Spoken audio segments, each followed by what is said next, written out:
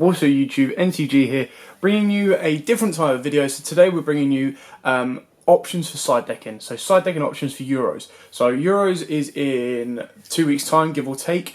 And obviously Pendulum Magicians are going to be back. Zoo have taken a slight knockback with Norden, but they're still going to be around, and so are Dracos. Both Zoo Draco, Pure Draco, Draco Demise, True Kings, Dinos, you name it, they're going to be there. So what I'm going to be bringing you today is a couple of side decking options. Some are pretty simple and straightforward on that point, and then some you might not have thought of, but actually make a really, really nice touch in tech. So these are kind of all, these are both outs to the current meta, and they're also ones that are generic. So every deck can play them, but they will provide some decks with more an advantage than others. So without further ado, I'm going to crack straight into it. So these are cards, so the hand trap cards I'm about to go through are cards that if you don't main, definitely side. Now the way I see it is, the only guarantee you can have in this game is that you need to have cards that work both going first and second. Whereas hand traps, they do work better going first, but they can also work going second as well, which is the exact same as normal traps. Now you lose a dice roll, you want to disrupt your opponent as best as you possibly can. So, that is why you play stuff like Ash Blossom and Joyous Springs, which is very, very cool, very, very nice artwork, absolutely beautiful card. Basically, during either player's turn, when a card or effect is activated that includes any of these effects, you can discard this card and negate that effect.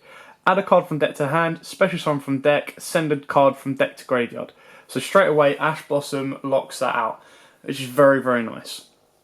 Your next one up is Ghost Ogre and Snow Rabbit.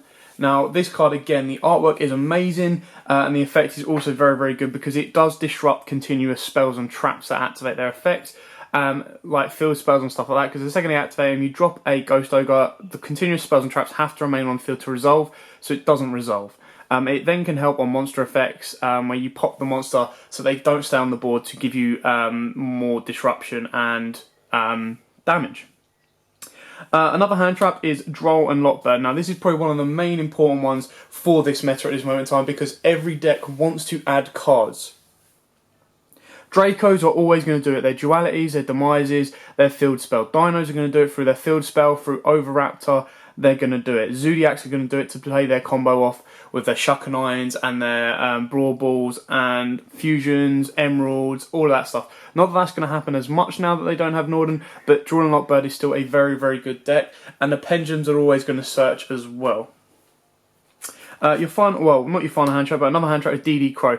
Now this probably sees the less amount of usage between the four of these at the moment in time, purely because it's, you know, its strongest effect was when your opponent would activate Emerald and you would get them to target their free, then you would ditch this so that it would fizzle out. You could hit their Norden, but obviously that's not a thing now.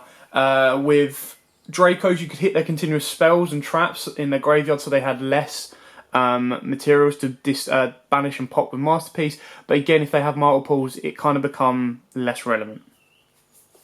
And now onto our final hand trap is Flying Sea. Now, Flying Sea, you can also have Retaliating Sea in here as well if you wish. The reason that Max Sea's not in here is the way I see it is you're either going to main Max Sea or you're not going to bother at all. Because it's, you know, to have a in your game 2, if you're going to play in a special summoned deck, going up against a special summoned deck, I don't see the point in siding in that one of. Like, because the second they've done all their special summoning in their first, if you don't see it in your first turn, it's kind of a dead draw.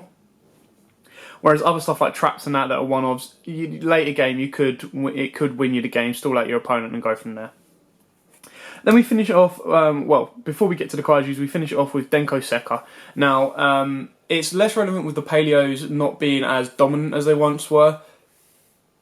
However, Denko can still be a massive threat with any deck that likes to play back row, especially with stuff like Draco Demise, because if they do go into Demise, they're going to be set in their back row if they do not draw into monsters, and then you just normal summon your Denko and go from there. Now, your Denko as an alternative could also be Jinzo if you want to play the Jinzo ending just to have a little bit more of a beat stick, but Denko is the exact straight out and out. And then finally on the monsters, you play any kaiju you wish. The kaijus that work best in your deck is what I'd highly advise. Obviously, you have, if you play Allures, you have Raiden. If you play Dinos, you have the Gorman. If you play level 8s or Mermaid, you have Gamma Seal. It just goes on from there, and you kind of play the kaiju engine, which is normally, the big kaiju engine is 4 different named kaijus and 2 interrupted kaiju slumbers. Speaking of which, there's your Interrupted Kaiju Slumber, which is the first one on our spells list. Now this is your Dark Hole, this is your special summons of your Kaijus, and it's your Banish and Search for your Kaijus as well.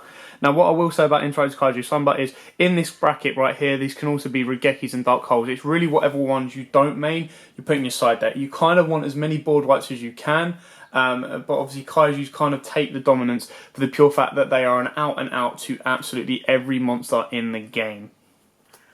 Next up, which I found massively useful at Nationals, was Necro Valley. Now, Necro Valley is a catch-22 because it doesn't, not all decks can play this deck.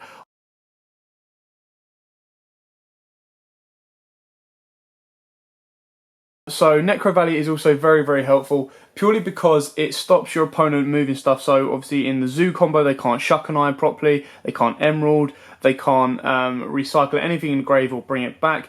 Also, your Masterpiece can't banish the spells and traps to pop a card. So Necro Valley is very, very, very useful. However, only a certain amount of decks can actually play this to effective use. But again, it is a very, very strong card, and it did disrupt so many opponents up at Nationals. It was unreal. Next up, Defissure. Now, Defissure is an interesting one, purely because of the amount of recycling that people wanted to do, dumping their monsters to grave and stuff like that. Defissure can be quite helpful, but again, like Necro Valley, it is more deck specific. If you have the ability to clear this off, or you don't worry about your cards going to grave as monsters, then Defissure is a very, very good one for you. Cosmic Cyclone. Now this can be MST, Twin Twisters, whatever you want it to play. So this is just generic back row hate. If you don't main it, side it, especially with pendulums coming back out, because you want to be disrupting their pendulum scales as much as you possibly can. Book of Eclipse, purely because, if they do have a full board of monsters, if they have like Dryadants and stuff like that, Book of Eclipse then forces them to either pop their Dryadant or let it get flip face down.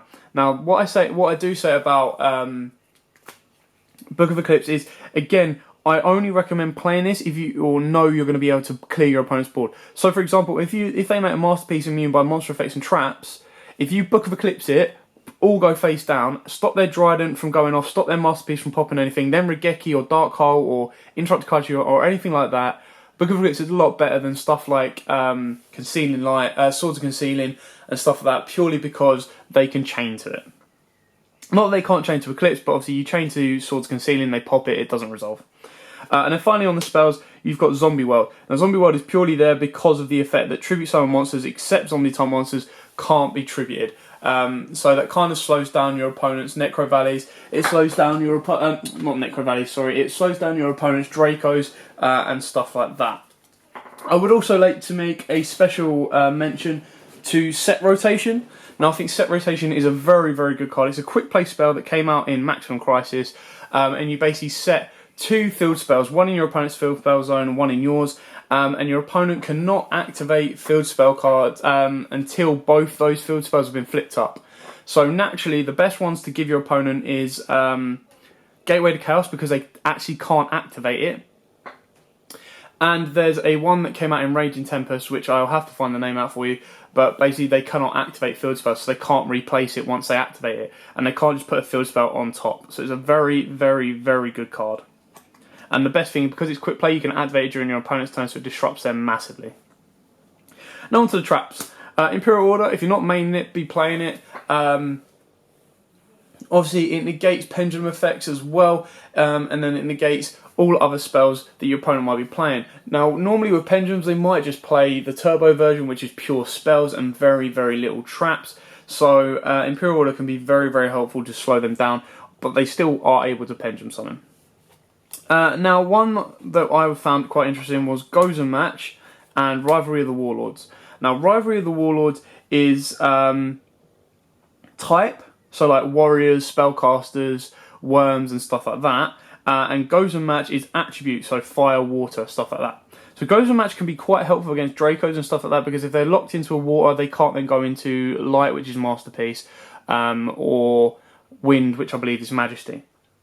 Rivalry is also very, very helpful in the right deck. I knew someone at Nationals that was playing this in their Draco because they're all worm types.